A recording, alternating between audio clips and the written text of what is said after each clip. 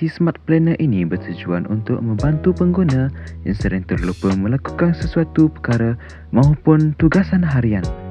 Antara tujuan aplikasi Smart Planner ini adalah membantu pengguna yang sering lupa, memudahkan pengguna untuk membina jadual sendiri, membantu pengguna merancang aktiviti dan tugasan harian. masalah yang kami hadapi dalam melakukan aktiviti harian sebelum munculnya aplikasi Smart Planner.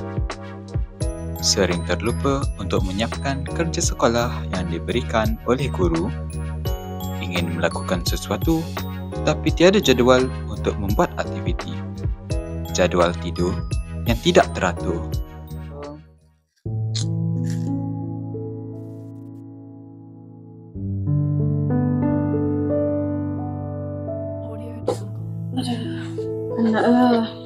Panas gila.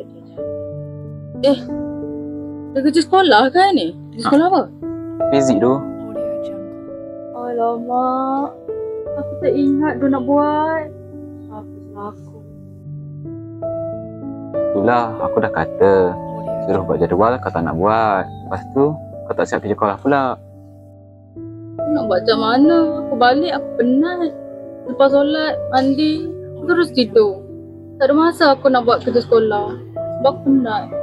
Lepas tu aku plan dah nak buat pagi tu, tapi aku asyik lupa je nak buat. Setiap kali aku plan aku nak buat, tapi aku tak sempat pun nak buat sebab aku asyik lupa. Dah lah orang. Mari aku tunjuk satu apps untuk korang. Tekan aplikasi.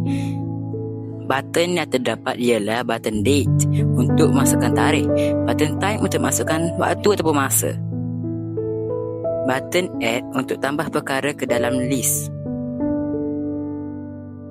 Terdapat juga button delete untuk membuang list yang tidak diinginkan.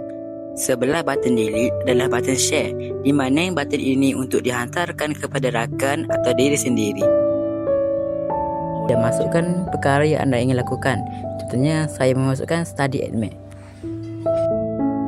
Masukkan tarikh dan masa untuk perkara yang anda ingin lakukan.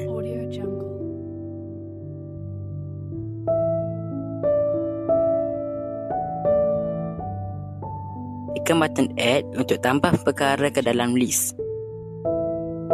Tekan button share untuk dihantarkan kepada rakan atau diri sendiri. Tekan button delete untuk delete perkara. Pro Plus adalah tapak fotosintesis. Weh korang, aku download dah aplikasi Smart Planner tu. Sangat-sangat bagus tu untuk aku yang jenis sering pelupa untuk buat kerja sekolah. Selain tu kan, aku buat juga jadual untuk buat aktiviti macam jogging ke ataupun jemur baju ke apa-apa. Memang sangat function lah untuk aku yang tak ada jadual untuk buat apa-apa aktiviti kan. Lepas tu jenis lupa pula. Aku rasa memang betul-betul sesuai untuk aku. Itu saja daripada kami. Sekian, terima kasih.